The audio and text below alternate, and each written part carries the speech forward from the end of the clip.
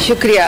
आज पहली दफ़ा है कि एज ए पब्लिक रिप्रेजेंटेटिव आपने मुझे फ्लोर दिया है, तो आई एम वेरी कॉन्शियस कि जो भी बात करूं वो फैक्ट बेस्ड हो, एविडेंस्ड बेस्ड हो।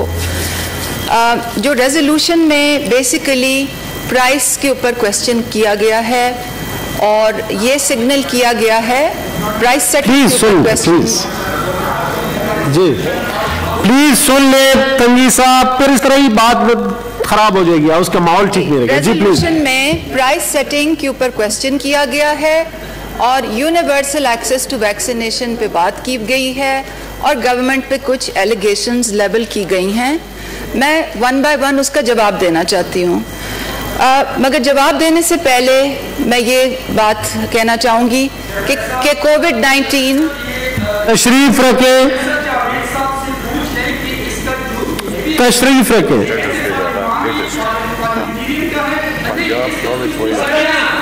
फैसल साहब इस तरह ना करें प्लीज, तशरीफ रखें जी। जी तशरीफ रखें, इस तरह ना करें तंगी साहब।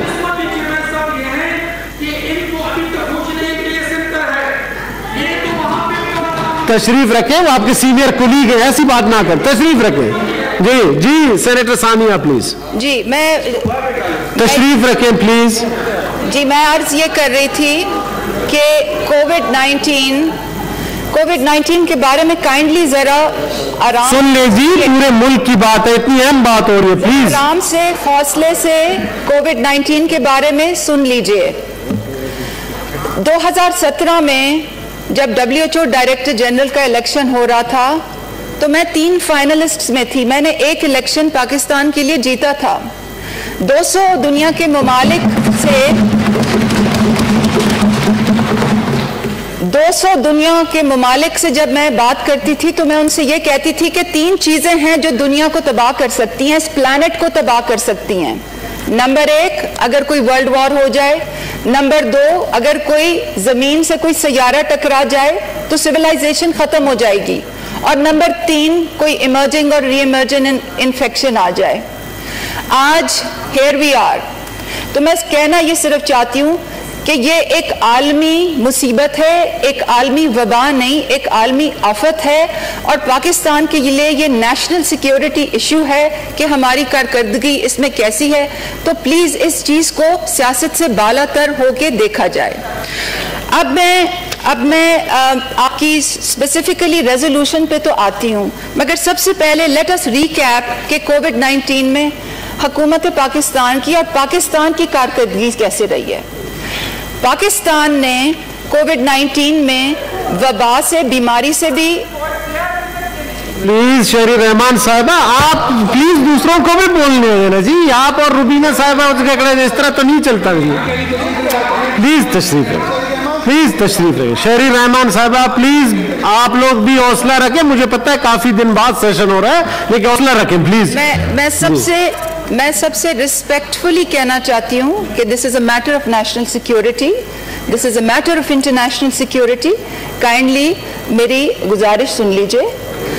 जब कोविड-19 की पहले वेव आई तो हुकूमत ने जानों की भी लोगों की जानों और सेहत का भी मामला सामने था और लोगों के रोजगार का मामला भी सामने था, क्योंकि पाकिस्तान में 2 करोड़ 40 लाख ऐसे दिहाड़ीदार मजदूर हैं जिनकी जो डेली वेजेस पे वो गुजारा करते हैं। पहली वेव से अच्छी तरह हम निपटे, दूसरी वेव से हम अच्छी तरह से निपटे in terms of life saved, in terms of disease prevalence, और आपने वो ट्रेंड लाइंस बाकी ममालिक के साथ कंपैरिजन में देखी, वो सब ट्रेंड लाइंस लोगों ने देखी हैं।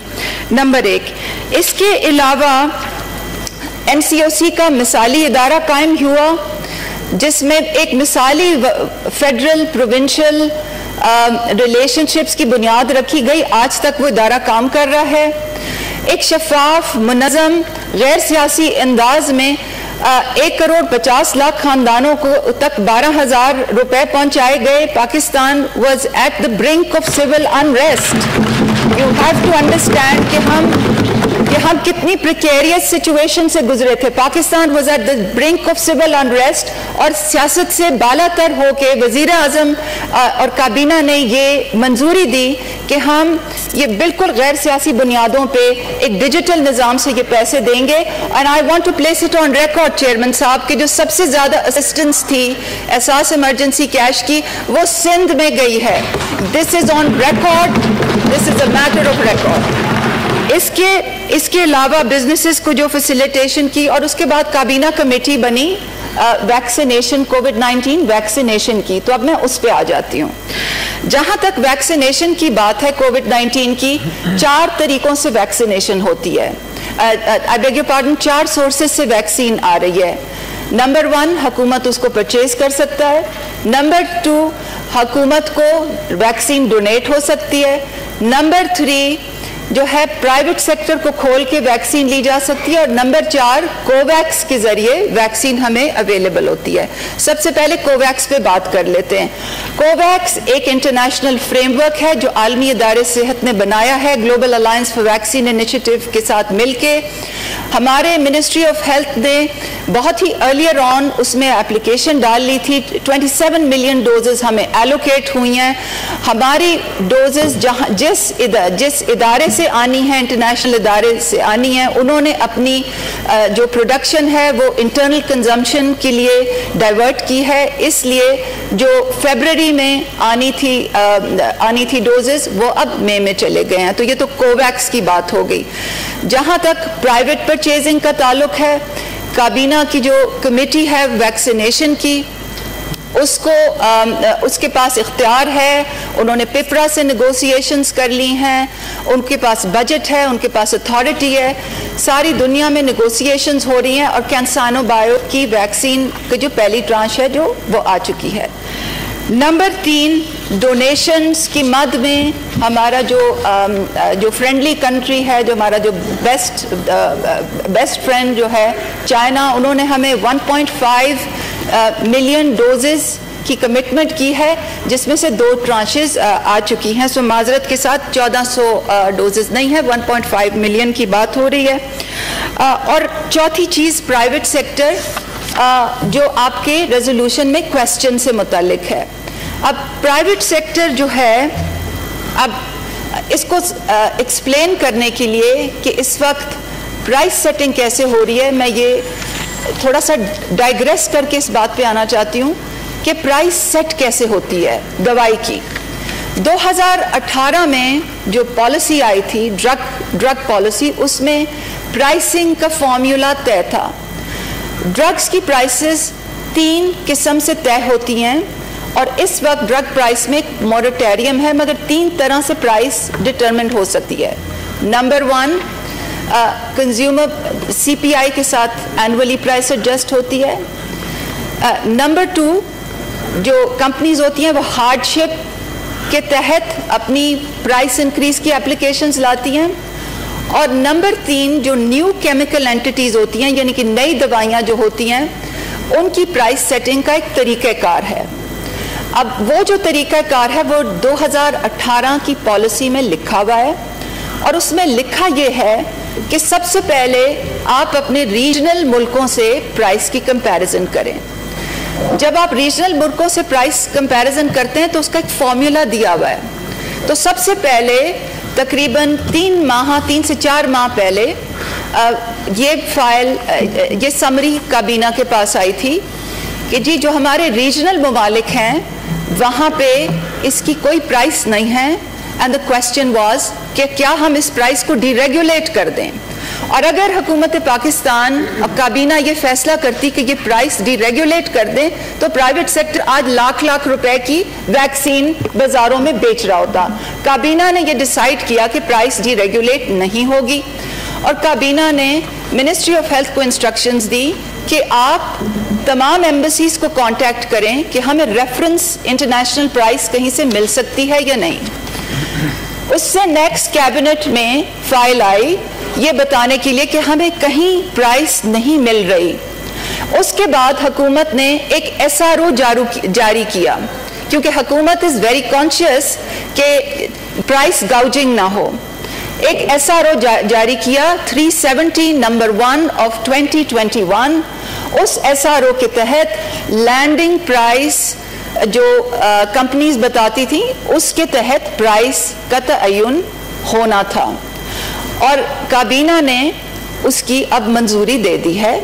तो जो चाइनीज़ वैक्सीन है, एक चाइनीज़ वैक्सीन और जो रशियन वैक्सीन जिसका जिक्र हो रहा है, उसकी प्राइस उस बेसिस पे मुतय्यन होगी। मगर कुछ लोगों ने सिंध हाई कोर्ट में स्टे लेके जो प्राइस मुतय्यन कराइए उसके बारे में जी प्लीज मैं आपको सुन तो ले, उसके बाद आप बात कर लीजिए प्लीज। जी मैं आपको एग्जैक्टली उन्हीं बातों का जवाब दे रही हूँ जो आपने रेस की हैं।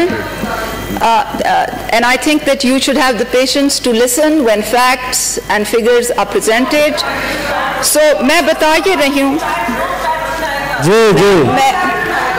जी शहरी साहब प्लीज। Ji madam. So मैं बताना ये चाह रही हूँ चेयरमैन साहब जी खत्म करें जी कि जो प्राइसेस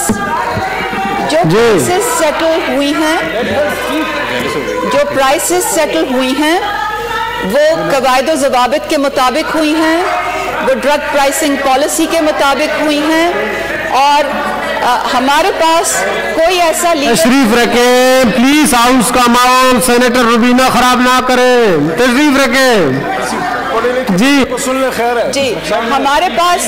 हमारे पास ऐसा कोई, जब भी प्राइस डिटरमिन होती है वो कवायदो ज़वाबित के मुताबिक होती है, वो ड्रग प्राइसिंग पॉलिसी के मुताबिक होती है, एक प्रोसेस इन्वॉल्व होते हैं, DRA की कमिटीज़ होती हैं, फेडरल गवर्नमेंट काबीना के पास मंजूरी के लिए चीज़ें लाई जाती हैं और कवायदो ज़वाबित के मुताबिक ये चीज़ें सेटल होती हैं जो एग्जैक्टली ऐसे हो रही हैं। अब इन्होंने ये भी लिखा है कि हुकूमत क्यों एल्डरली को पहले दे रही है और हुकूमत क्यों एल्डरली को पहले दे रही है और हेल्थ वर्कर्स को दे रही है। तो मैं रिस्पेक्टफुली कॉलीग्स को बताना चाहती हूँ कि ये WHO की गाइडलाइंस हैं, ये वर्ल्ड वाइड एक नॉर्म है क्योंकि वैक्सीन की सप्लाई कंस्ट्रेंड है। वैक्सीन की सप्लाई बहुत से वेल रिसोर्स्ड मुल्कों में भी कंस्ट्रेंड है और ये कंस्ट्रेंट्स जो हैं इतनी जल्दी ईज नहीं होंगे। जैसे जैसे वैक्सीन अवेलेबल होती जा रही है वैसे वैसे लोगों को दी जा रही है। उसमें एक प्रायोरिटी लिस्ट है, सबसे पहले फ्रंटलाइन हेल्थ वर्कर्स को प्रायोरिटाइज किया गया, फिर बिलो 70, अब उसको बिलो 60 कर दिया और इंक्रीमेंटली सबको ये दी जाएगी। वैक्सीन एक्सेस के लिए 1166 कैंपेन है, एक एल्गोरिदम है, एक डिजिटली इनेबल्ड फॉर्मूला है। कोई भी उस पे अपना ID कार्ड नंबर जो है वो सेंड कर सकता है, उनको एक क्यू में डाला जाता है और फिर उनको एक सेंटर में भेजा जाता है। तो ये जी सो मैं ये बताना चाहती हूँ कि हर चीज़ एक कवायद और ज़वाबित के मुताबिक हो रही है।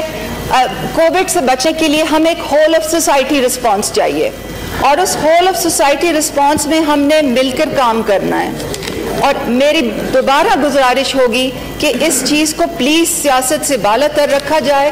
This is a matter of national security, this is a matter of Pakistan's pride and name in the committee of nations and I have to tell you Pakistan is doing very well. Thank you mister chairman. जी मैं house में put कर लेता हूँ जी resolution को, जो votes होंगे जी इस पे अपनी डिबेट हो नहीं सकती जी। लीडर ऑफ द हाउस खड़े हैं, लीडर ऑफ द हाउस खड़े हैं जी प्लीज जी, लीडर ऑफ द